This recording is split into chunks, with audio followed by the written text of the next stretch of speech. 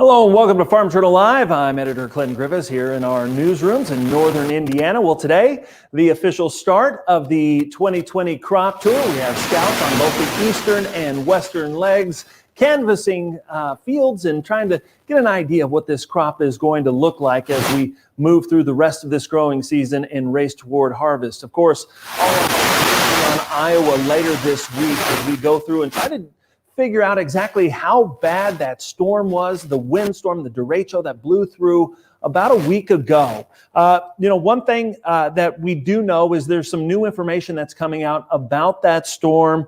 The Iowa Secretary of Ag now reporting 57 counties in Iowa were in the path of the storm. They're seeking about $4 billion in disaster relief. The president just this morning approving the disaster declaration for that area. Of course, as folks try to pick up and clean up from that storm that saw some 100-mile-plus-per-hour winds blow through, one thing that we're trying to figure out exactly, how bad is the crop damage? And joining us now, we have Darren Fry.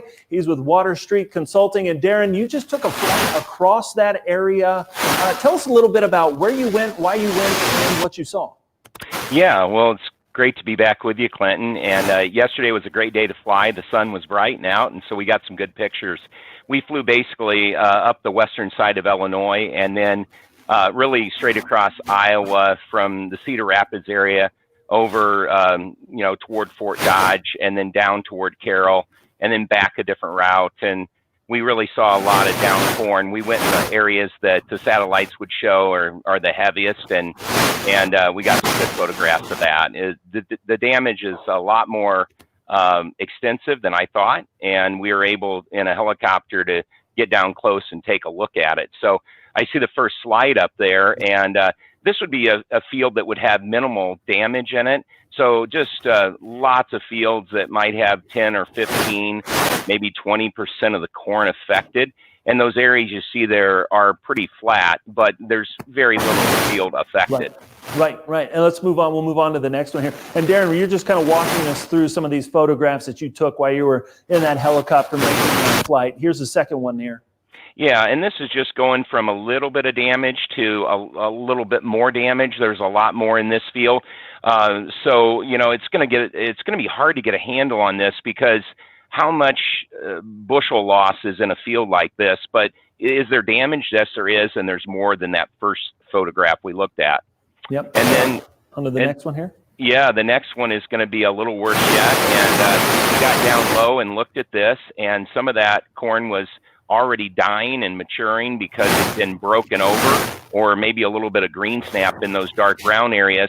And I don't even know in a field like this, fast forward 3 weeks, will we even harvest a field like this? It'll be really a challenge to get it into the head. Mm-hmm. And let's move on to the next one. This just shows there was a blend of fields not affected, fields flat, and then fields that were totally brown.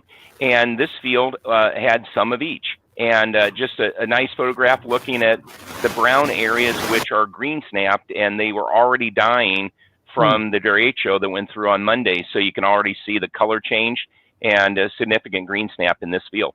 Yeah, it's really speckled there. That it really stands out where you can see kind of that heavy damage versus some that isn't. And boy, that is going to be hard to figure out exactly what that yield's going to be and how much of this you're going to want to harvest. I think that will be a challenge. Let's go to the next slide here and take a look. So one of the interesting things we saw as we flew, I'd see a field that's totally standing and everything around it, as far as the eye could see, we were flying pretty low, maybe 500 feet most of the time. But it was like, what happened to this field? Did it not blow down? I mean, was there no wind here? But as we went along, we saw, quite a few fields where a person split their planter. And in this case, you can see two different hybrids were planted. And one standing, pretty good. I mean, it's not a total wipeout, but the other one was completely flat. And so I do think that you're going to have quite a difference in hybrids, and that's why I gave you this picture to look at. Yeah, that's interesting. Definitely, you can see the striations there in that field. Very different. Here's a field.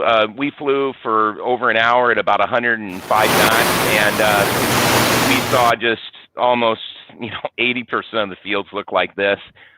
Just a huge area that's flat.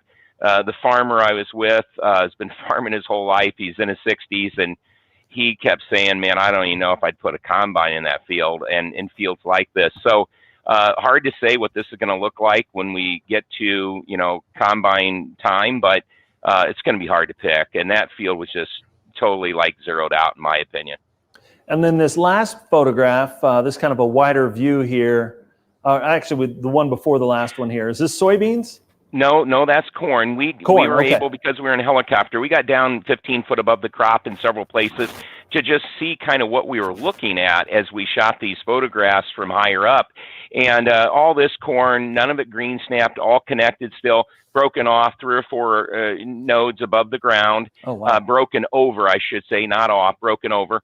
But definitely not going to stand back up. The crop's too far advanced to have it brace root and gooseneck back. So this stuff's going to remain on the ground. And again, I just don't know if this stuff will be harvestable. When we get to September, it's basically going to go ahead and mature from here. It's definitely going to be, if it is harvested, it's going to be, just chaffy, low test weight corn. And if you look at like Iowa's progress report from last Monday on Derecho Day, August 10th, we see that 66% is in the dough in Iowa, and only about 9% is dented. So that leaves 25% to be either in blister or milk, and boy, that stuff's just not going to fare well if it goes ahead and matures from here. Yeah, we've got, and I think that is interesting because we know this corn was pollinated, right? It was yeah. Kind of in that stage where it's starting to fill out a little bit and get a little bigger, but yeah. Once that snaps over, it shuts all that down. So now you've got to make that decision of how much of this you want to try to go get. Is it worth even getting out there and spending the time? Because it's going to take hours to harvest that type of a crop. Yeah, it's going to be tough. Yeah, absolutely. We got one more photograph here, I think, Darren. Yeah, just a broad picture. Yeah, I was like amazed at how much of this I saw during the trip. And I didn't expect to see as much green snap as I did. I expected to see the down corn. But this photograph just shows you the expanse of how many fields really did green snap. And all that brown stuff is dead green snap below the ear corn. And we got down and looked at it. And these fields are zeroed out in a lot of cases. Oh, wow. Darren, we talked about those 57 counties being impacted here. They're saying approximately 14 million acres of insured crops in those 57 counties, including 8.2 million acres of corn, 5.6 million acres of soybeans impacted by that storm. How big of an impact are we talking about to the size of the national crop here? Well, it's really hard to say because while there might be that many million acres affected, it's not a lot of bushels off of those. I mean, the damage will be minimal in a lot of those acres. But in the area that we flew, I would say there's a couple million acres like these photographs show, and that has severe damage all the way to zero. So you're talking probably 250 to 400 million in the path that we flew and spent 5 hours over yesterday. But then outside of that, maybe you have minimal damage of, 10 or 15 or upwards of 20 bushel on, another 10 million acres, or it wouldn't be that many of corn, but maybe 5 million more acres of corn. And, and that equals another 100 million. So I'm thinking the damage is somewhere between, 350 and up. And I'd be shocked if it was over 600, but I don't think it's under 350. That is, those are pretty big numbers when you start throwing those around from one storm. We do know that there was a pretty bad windstorm that blew through early July, kind of around July 12th, and that time period hit parts of Illinois, and maybe it didn't blow everything down, but it definitely stunted that crop in some of those areas. And talking to some agronomists there, and so as we get toward harvest here, and I know that's what we're doing on Crop Tour this week, right? Yeah. We're going out into the field, we're going out there and trying to see exactly what we're going to get as far as what's harvestable, what isn't, how big this crop could or couldn't be. But at this point, it's still a pretty tough guess. Yeah, it really is. And when you talk to farmers who are actively in their fields, there has been some losses in northern Illinois and other places, Indiana, that the storm went through. But that storm you mentioned, July 12th, earlier in July, we saw the ramifications of that as we flew up toward the Derecho area, where, the field looked great, but there was 5, 6, 7, 8%, up to 12% of the field that had been messed with or flattened or partially flattened. And so that's going to take just the top edge off this crop. And so you just wonder if that, yield that we saw last Wednesday was even accurate, given, hey, from the road, this thing looks beautiful everywhere you go. But if you get up and over it, hey, there's maybe a few percentage points here or there, or upwards of 10 or 12 that don't look so good. And that will take the top off the crop for sure. Absolutely. Darren Fry with Water Street Consulting. Thank you so much for sharing those photographs with us and sharing some of that information with us. We're going to see if we can't jump over to Mark Bernard, who's on the road. He's a crop scout for us out there on the eastern leg. Mark, let's see if we can't get you to connect in here. Of course, we're doing this live and they're on the road, and so that always makes for a challenge. Everybody's trying to get the technology to work while they're from their own vehicles out there on crop tour, of course. Darren, if we go back to you real quick, I know one thing we didn't do was let's pop up that picture and show exactly where you flew, because I think people will be interested. It was the very first one. We didn't get that put up there. This is the path that you flew. You can see the blue lines, right, that took you through? Yes, that's correct. The blue line is where I took shots, and then we were basically going up kind of just to the south and west of the Quad Cities. The main path we took photographs on would be that northern path, and you can see that from just north of Cedar Rapids out toward Fort Dodge, and then we kind of catty-cornered down, get a little different look a little farther south, about 20 miles south, and came back, kind of splitting the difference between Des Moines and Marshalltown there, back to just shy of Cedar Rapids. Then we headed back to Western Illinois, where we originated the flight. But a lot of damage in that blue area, especially those two lines that are parallel in each other. Darren, do you think the overall total yield, national yield for this crop is still a question mark in your mind after you've flown some of these? I mean, we're talking about Illinois, Iowa. Yeah. These are some pretty important counties whenever we're driving national yields, and especially on the corn side. You didn't say much about soybeans, but I'm guessing those held up for the most part with where they're at. Yeah, I'm hearing even, from Crop Scouts, there was some damage in beans, and so, okay, there might be, but we couldn't see that from the air. The beans look just unbelievably good, and this is going to be a big bean crop, depending on if we finish out with some moisture or not. But the corn crop is definitely in question here. You look at what the government came out with on Wednesday, and let's say that 181.8 was even correct. We're going to finish under maybe some cooler, drier weather.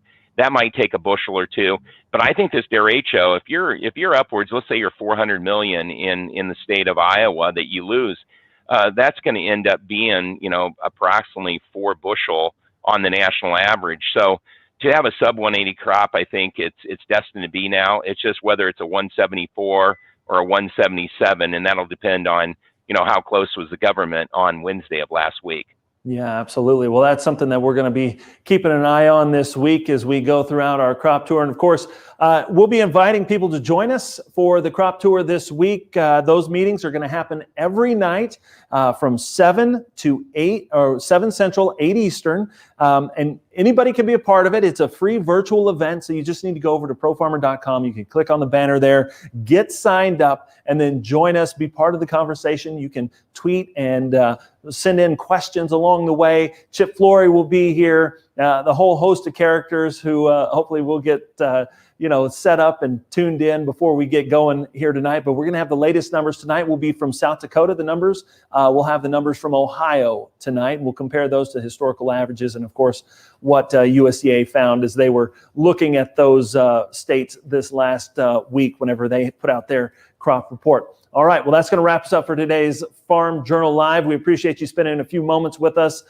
We appreciate Darren Fry with Water Street Consulting joining us, sharing some of those photographs and some of the pictures from their tour of the sky of that derecho hit fields there in Iowa. We hope all of you will follow along as we go through crop tour this week and continue to interact with us along the way. Thanks so much. We'll see you again tomorrow.